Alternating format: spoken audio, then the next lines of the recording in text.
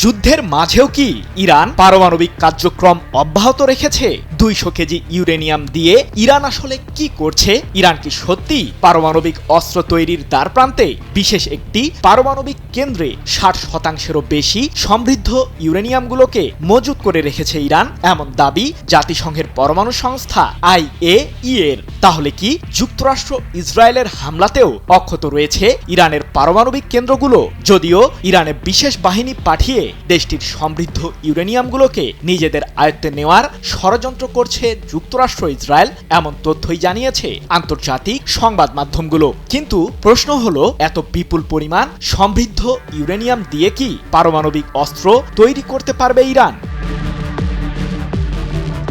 যুক্তরাষ্ট্র ইসরায়েলের যৌথ সামরিক হামলার মুখেও পারমাণবিক সক্ষমতায় শিরদাঁড়া উঁচিয়ে রেখেছে ইরান, আর এ বিষয়টির সত্যতা তুলে ধরেছে জাতিসংঘের পরমাণু সংস্থা IAEA। কিন্তু পারমাণবিক কার্যক্রম নিয়ন্ত্রণে নিয়োজিত আন্তর্জাতিক এই সংস্থাটি কি পরোক্ষভাবে যুক্তরাষ্ট্রকেই সহায়তা করছে? কারণ গত বছরের জুনে ইসরায়েল যুক্তরাষ্ট্রের সাথে ইরানের 12 দিনের যুদ্ধের আগেও তেহরান প্রসঙ্গে প্রায় একই ধরনের অভিযোগ এনেছিল IAEA, যার ফলে কয়েকদিনের মাথায় ইরানের বিরুদ্ধে সে সময় আক্রমণ চালায় ইহুদিবাদীরা।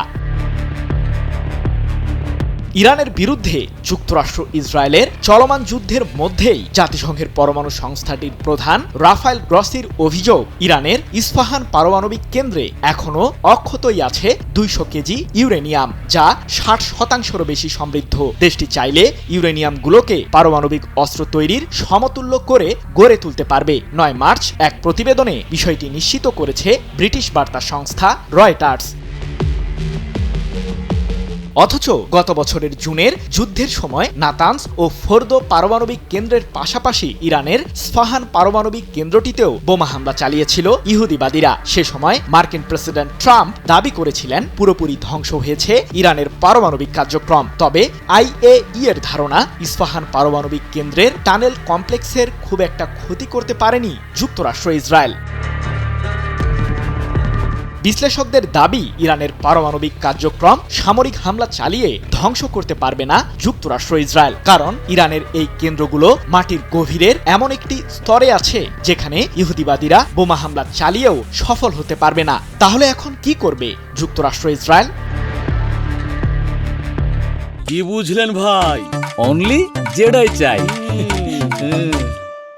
বোমা হামলা চালিয়েও যখন কোনো মতে ইরানের পারমাণবিক কর্মসূচিকে ধ্বংস করতে পারছে না ইহুদিবাদীরা, তখন ভিন্ন এক ষড়যন্ত্রের ছক এঁকেছে মার্কিন প্রশাসন। যুক্তরাষ্ট্র ভিত্তিক সংবাদ মাধ্যম এক্সিওস তাদের এক প্রতিবেদনে জানিয়েছে, ইরানের সমৃদ্ধ ইউরেনিয়ামগুলোকে নিজেদের দখলে নিতে মার্কিন প্রশাসন ও ইসরায়েল সম্মিলিতভাবে ইরানে বিশেষ বাহিনী পাঠানোর ষড়যন্ত্র করছে, যার মাধ্যমে ইরানে স্থলবাহিনী পাঠাতে পারে যুক্তরাষ্ট্র ইসরায়েল।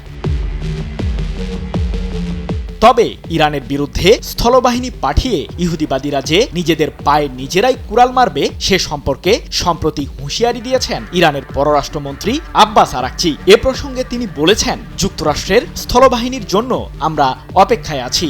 আমরা আত্মবিশ্বাসের সাথেই মার্কিন বাহিনীর বিরুদ্ধে লড়ে যাব, যদিও ইরানে স্থলবাহিনী পাঠানোর বিষয়টি যুক্তরাষ্ট্রের জন্যই মহা বিপর্যয় ডেকে আনবে। সৃজন মাহমুদ, নিউজ 24।